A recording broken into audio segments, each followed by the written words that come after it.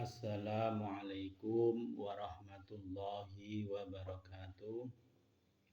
Bismillah, alhamdulillah, salatu wassalamu ala rasulillah. La haula wa la quwata illa billah, amma ba'd. Hadratul muhtaramin, sahabat-sahabatku, teman-temanku, saudara-saudaraku, sahabat dalam kebaikan, sahabat dalam bergandengan tangan untuk meraih ridhonya Allah, sahabat dalam saling mengingatkan dalam kebaikan. Alhamdulillah, kita telah memasuki malam ketiga Ramadan. Kita meneruskan kajian kita, yaitu kajian kitab Minhajul Arifin. Semoga kita dapat keberkahan dari kajian ini, dari guru-guru kita, dari para ulama kita yang telah mengajari kita, yang telah membimbing kita, khususnya kepada leluhur kita, guru-guru kita, ataupun orang-orang tua kita yang telah mempermudah kita untuk thalabul ilmi. Ala hadiniyah. Al-Fatihah.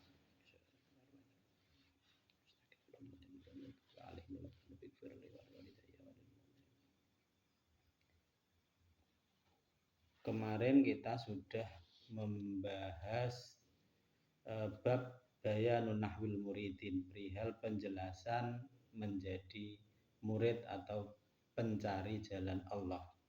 Ini memasuki bab baru. Bismillahirrahmanirrahim. Qala al-musannif fil kitab rahimahullah taala wa nafa'ana bihi wa bi ulumi fid dharain amin. Babul ahkami utawi bab menjelaskan tentang hukum atau aturan. Wa i'rabul qulubi ala arba'ati anwa'in. Perubahan hati itu terdiri dari 4 tingkatan, 4 warna, 4 tingkatan, 4 keadaan, 4 hal. Raf'un wa fathun wa khafdun wa waqfun.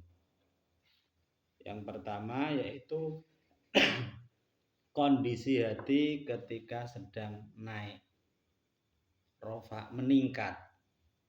Yang kedua, kondisi hati ketika sedang terbuka atau futuh. Yang ketiga, kondisi hati ketika sedang khafdun atau turun. Yang terakhir, yang keempat, kondisi hati ketika berhenti atau waqaf. Faraf'ul qalbi fi dzikrillah ta'ala. Jadi naiknya hati kita dalam kondisi naik itu ketika kita sedang mengingat kepada Allah. Jadi proses hati kita kondisinya itu sedang naik ketika kita pada kondisi zikrullah, memperbanyak zikir ataupun mengingat Allah. Jadi kondisi zikir ini macam-macam. Ada yang zikir yang sudah diajarkan oleh para guru-guru kita, yang sudah terstruktur, yang sudah diwajibkan untuk kita. Ada zikir sore, malam, ada zikir pagi, atau itu yang sudah dibentuk sebuah metode-metode. Yang paling jelas itu adalah di zikir-zikir thariqah itu. Itu tujuannya apa? Tujuannya untuk melatih kita, melatih kondisi hati kita untuk senantiasa bisa naik. Jadi untuk naik itu harus dengan zikir. Zikir-zikir yang sudah terkonsep seperti itu, terstruktur seperti itu juga harus dibarengi dengan zikir-zikir kesadaran. Atau dalam Imam Ghazali itu ada zikir juga ada fikir. Fikiran kita, ingatan kita, kesadaran kita itu harus dibarengi kesadaran ilahiyah, kesadaran kita sebagai makhluk Allah sebagai hamba Allah yang senantiasa berharap kepada Allah dengan jalan mengingat Allah, berharap rahmatnya Allah.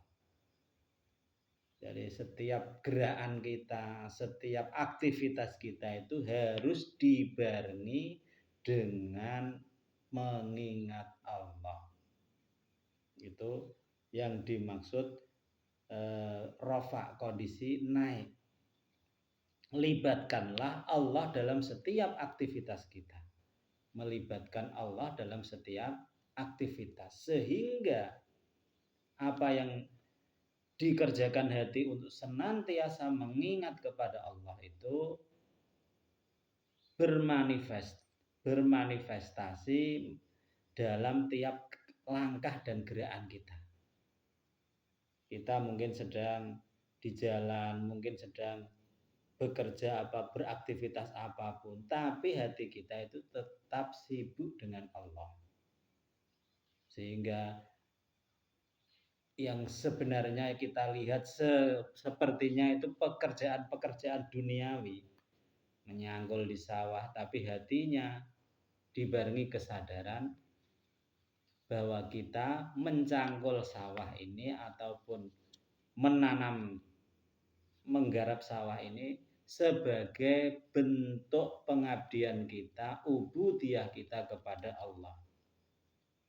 Dari hasil sawah nanti kita berharap tumbuh padi ataupun jagung atau yang lainnya, tanaman-tanaman yang bisa dimanfaatkan, bisa untuk kemaslahatan manusia. Jadi setiap ketika kita membarengi kesadaran itu, membarengi kesadaran bahwa kita sedang melakukan aktivitas yang tujuannya beribadah kepada Allah berupa menggarap sawah itu dengan harapan nanti hasil dari sawah, hasil dari mengolah bumi ini bisa menjadikan makanan ataupun apa yang bisa dimanfaatkan oleh makhluk-makhluk Allah.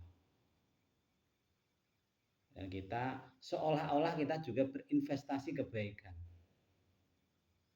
Kita ucapkan doa, kita barengi kesadaran bahwa ini adalah tugas yang mulia untuk kita beribadah kepada Allah.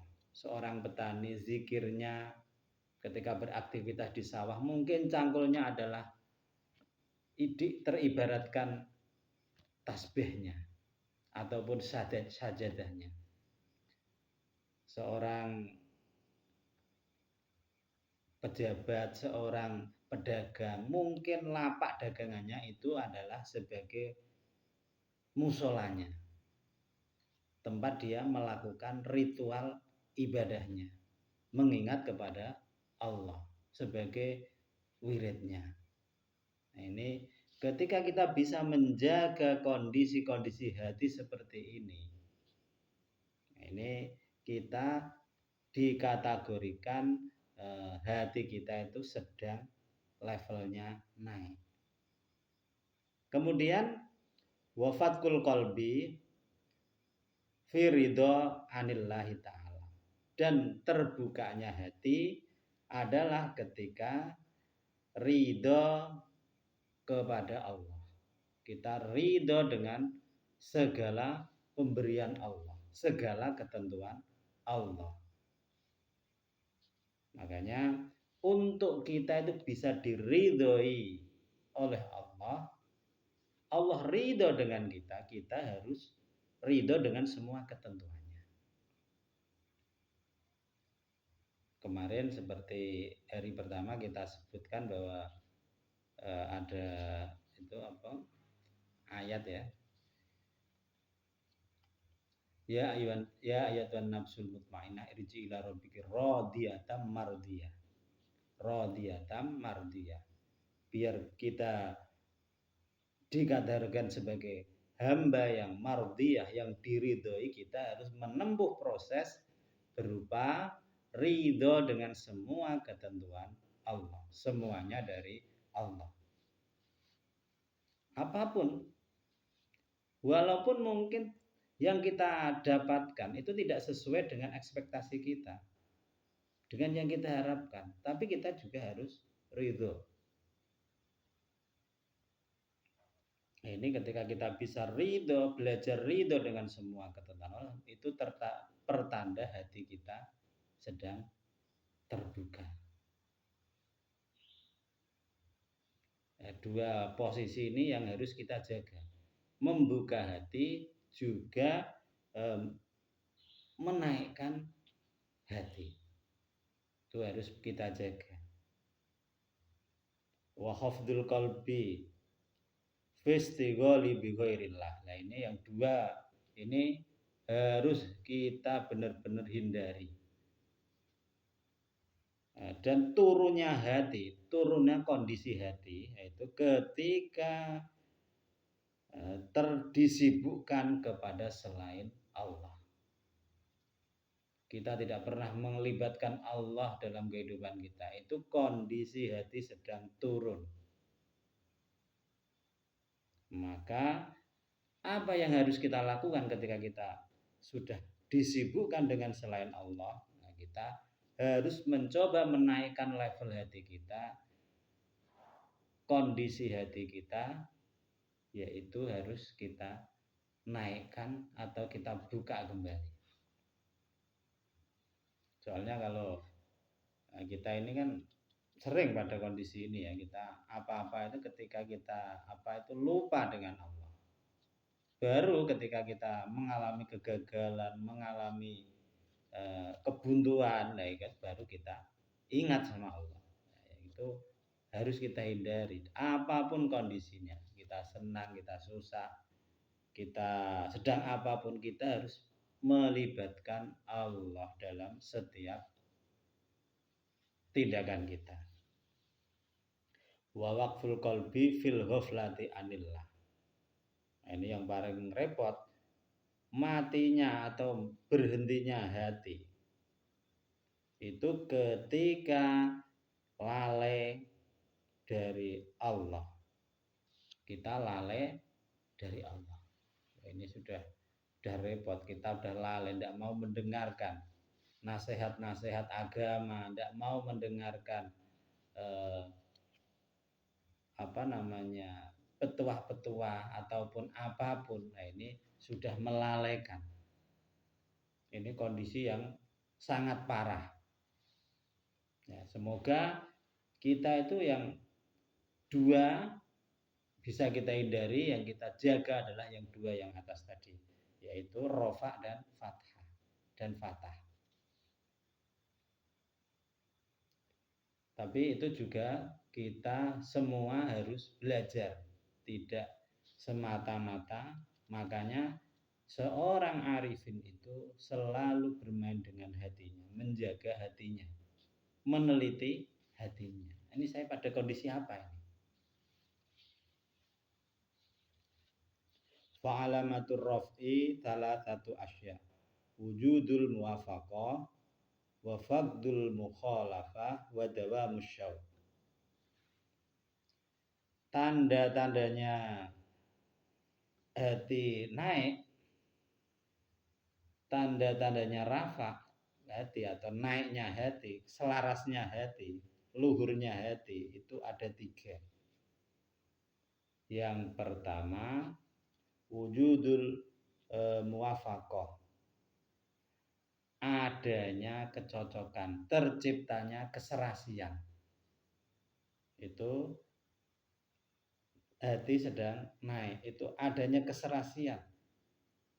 Serasi antara yang di hati, yang di mulut, yang diucapkan, yang dipikirkan, dan yang dilakukan.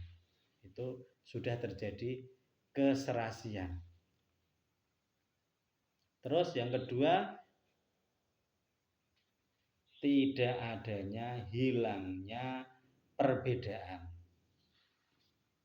Jadi prakondisi di hati ataupun yang kita pikirkan, yang diucapkan dan yang dilakukan sudah tidak ada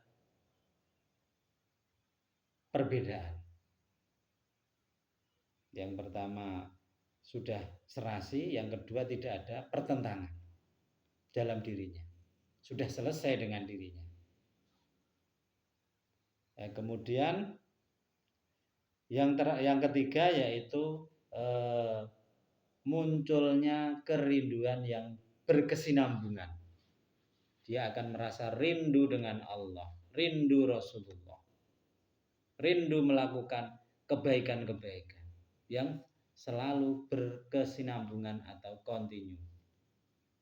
Makanya orang yang sudah ini makom-makom yang luar biasa ini. Makom-makom rohani yang luar biasa. Ketika dia rindu, dia selalu merindukan melakukan kebaikan, selalu merindukan melakukan perbuatan baik, selalu merindukan melakukan ibadah, zikir atau mengingat Allah, selalu merindukan menolong orang, selalu. Sebabnya apa? Kita itu sebetulnya ketika menolong orang, itu yang butuh itu bukan yang sejatinya bukan yang kita tolong, tapi kitalah yang butuh menolong orang. Loh kok bisa?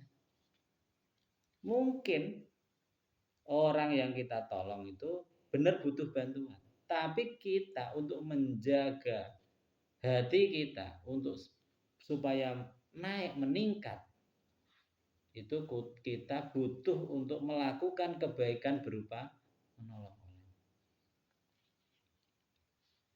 Makanya antara yang ditolong dan yang menolong itu sejatinya itu saling membutuhkan. Sejatinya saling membutuhkan. Jangan ketika sudah menolong orang, sudah membantu orang, kita itu merasa paling hebat. Sejatinya kitalah yang butuh kebaikan itu berupa pertolongan, menolong itu. Yang ditolong juga tidak usah terlalu merasa dia itu lemah atau apapun apa. Karena andai tidak yang mau nolong, tidak ada yang ditolong, tidak akan terjadi yang namanya pertolongan. Ataupun ada orang yang minta tolong, tapi tidak ada yang menolong, juga tidak akan terjadi kebaikan berupa pertolongan. Wa alamatul fathi salah satu asya.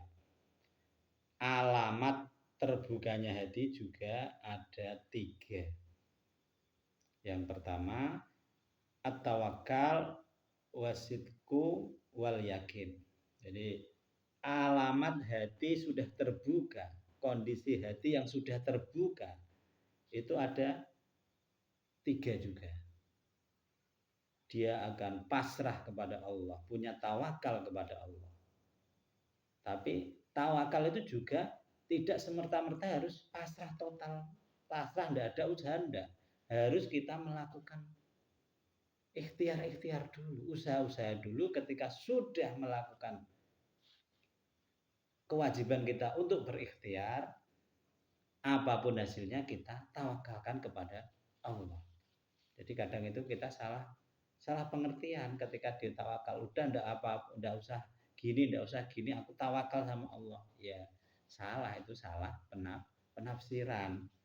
Harusnya kita melakukan tugas-tugas sesuai yang kita gariskan. Kita mau menuju tujuan apa, kita ikhtiarkan dulu, kita pelajari metodenya, ilmunya, kita pelajari. Oh, dulu ada ini yang melakukan teknik ini, metode ini, ada kegagalan, kita pelajari lah, kita praktekkan.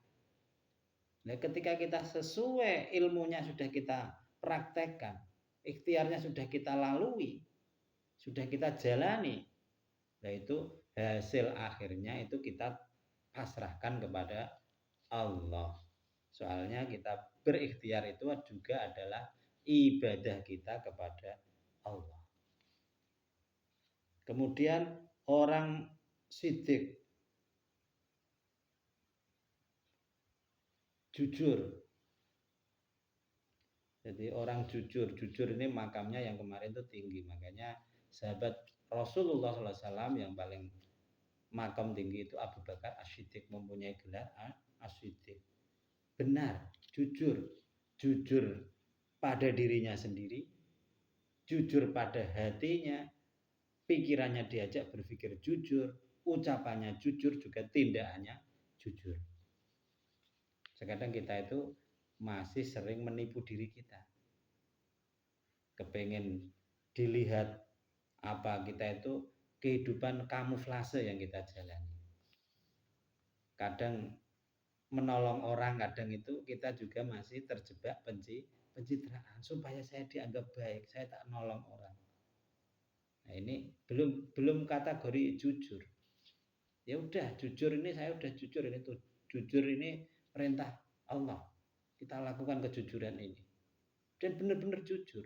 Kalau mampu bilang mampu, kalau nggak mampu bilang nggak mampu. Kita itu kan kadang malu dilihat orang kita sebagai misalnya tidak mampu, kategorinya kurang berhasil, itu nggak mampu, sehingga kita menutupi dengan kebohongan-kebohongan kecil pada diri kita, membohongi diri sendiri. Nah, ini juga yang ketiga, yaitu yakin. Kita yakin ketika melakukan apapun, kita punya keyakinan yang kuat bahwa akan berhasil. Nah, ini makom ketika hati kita itu pada posisi terbuka, optimis. Yakin itu optimis, jangan pesimis, yakin. Tapi ketika keyakinan kita ini tidak sesuai harapan, ya udah kita pasrah saja sama Allah. Tapi ketika kita melakukan, nah, tujuan kita melakukan apapun itu fokus. Dalam khusyuk, yakin itu mungkin khusyuk ya, khusyuk atau fokus, konsentrasi. Nah, untuk melatih konsentrasi, kekhusyukan kita dalam ibadah kita, dalam aktivitas kita, itu perlu latihan. Perlu latihan untuk melatih jiwa kita, melatih hati kita, melatih pikiran kita, yaitu perlu latihan. Nah, untuk melakukan aktivitas mempunyai keyakinan, kita juga memerlukan keilmuan. Oh, ilmunya ini sudah, metode ini sudah tak praktekkan seperti ini. Ya, ini teorinya seperti ini. Nah, ini kita udah jalani, berarti kita yakin. Kita yakin. Ini ketika kita hati pada kondisi terbuka. Ini dua ini yang harus benar-benar kita jaga. Kondisi hati fatah, futuh, ataupun rofa. Wa alamatul waqfi salah satu. Wa alamatul khafdi salah satu asya. Alamat hati itu sedang turun itu juga ada 3. Al-ujub, wariya, wal khirsu. Bahwa mura'atud dunya. Jadi hati sedang kondisi menurun. Ini yang pertama itu kita heran atau ujub. Kita terheran-heran dengan amal kita, ujub.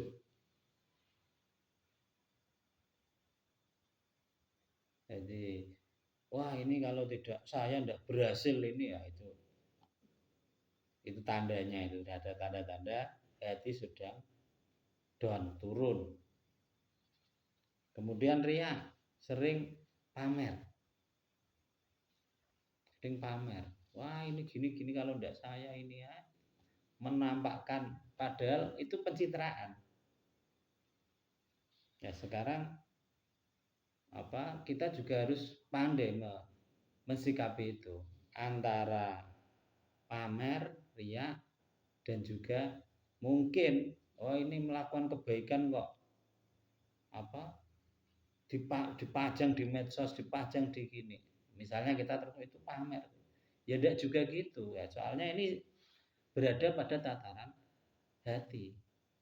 Mungkin dia gitu, mungkin dia sedang memamerkan aktivitas di medsosnya, kegiatan-kegiatan ketaatan kepada Allah. Nah, tujuannya apa? Oh, mungkin orang ini sedang berusaha memproklamirkan diri bahwa dia kepengen baik, kepengen istiqomah dalam kebaikan. Dan ketika itu terpublis, nah dia akan malu ketika tidak berada pada level yang dipamerkan di medsos itu misalnya. Itu juga kita tidak tahu. Wong itu adanya di hati. Ya kan itu urusan hati itu. Antara orang pamer kepengen disebut baik ataupun kepengen mengkondisikan dirinya supaya tidak terjebak kepada misalnya perilaku-perilaku yang di luar ajaran agama, berada di kemaksiatan misalnya, itu kan kita tidak tahu juga lah. Makanya yang tahu itu ya dirinya sendiri. Ada yang pertama heran atau bahasa ujub, itu heran dengan amal-amalnya, juga memamerkan amal-amalnya. Ya, tergantung, itu hati yang tahu, tergantung pribadinya masing-masing. Atau yang ketiga, alamatnya hati sedang turun, kondisinya turun adalah dia itu semangat dalam meningkatkan, terlalu semangat mementingkan keduniaan. Semangat atau menggebu-gebu dalam meningkatkan keduniaan. Misalnya kerja terus tanpa memperhatikan ubudiyah misalnya. Saking sibuknya dengan dunia, lupa dengan yang akhirat. Nah, itu tanda-tanda hati kondisinya sedang menurun. Wa alamatul waqfi salah satu asya. Alamat hati sedang berhenti, sedang wakaf. Nah, ini juga ada 3. Wah, ini bahaya ini. Yang pertama, jawalu khalwatid ta'ah. Hilangnya manisnya melakukan ketaatan kepada Allah. Sudah tidak ada nikmatnya melakukan ketaatan. Terus wa adamu mararatil maksiyah. Tidak merasa pahit ketika, tidak merasa kondisi batinnya, tidak merasa pahit atau takut ataupun gelisah ketika melakukan maksiat. Wal dibasul halal. Nah, yang terakhir, sudah tidak ada dalam hidupnya itu udah tidak ada kejelasan antara ini halal atau enggak. Itu sudah tidak penting bagi dia. Sudah mencampurkan yang halal dengan yang haram, sudah tidak penting. Pokoknya masuk ke dalam dirinya, pokoknya poin lah biasanya. Jadi kerjanya sudah ngawur. Sudah tidak ini nanti kalau saya ini barang ini entah apa halal, tidak penting. Nah, ini kondisi hati ketika dikategorikan sedang berhenti ataupun wakaf, mati. Makanya bagaimana rasanya ketika kita itu sudah tidak merasakan nikmatnya beribadah, sudah tidak ada ghirah, sudah ada ibadah, itu udah tidak ada rasanya. Mungkin kita beribadah ya mungkin lantaran malu kalau sudah tidak disebut Islam mungkin. Motifnya ibadah juga lain. Bukan karena Allah, tapi karena mungkin biar disebut orang Islam. Bukan karena tumbuh dari hati bentuk sebagai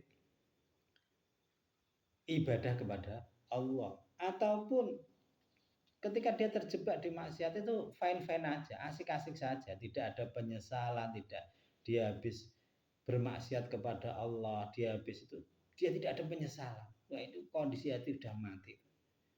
Ataupun apa yang dia lakukan halal haram sudah tidak ada pertimbangan lagi. Ya semoga kita terhindar dari dua yang bawah tadi, yaitu kondisi turunnya hati dan matinya hati, yang kita berusaha minta pertolongan kepada Allah supaya hati kita itu berada pada posisi fatah dan rofa, kondisi terbuka dan naik.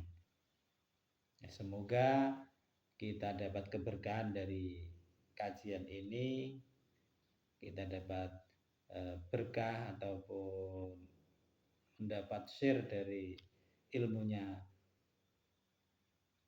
Imam Ghazali dan bermanfaat untuk kita, lingkungan kita, keluarga kita, wabil khusus kepada anak turun kita nantinya. Mohon maaf apabila ada kesalahan dalam penyampaian, dalam pembacaan, atau dalam apapun itu. Kalau ada kesalahan itu murni dari belum ngertinya saya, bodohnya saya. Kalau ada kebenaran itu adalah pertolongan Allah Subhanahu wa taala. Wabillahi taufiq wal hidayah, wallahu a'lam bishawab. Assalamualaikum warahmatullahi wabarakatuh.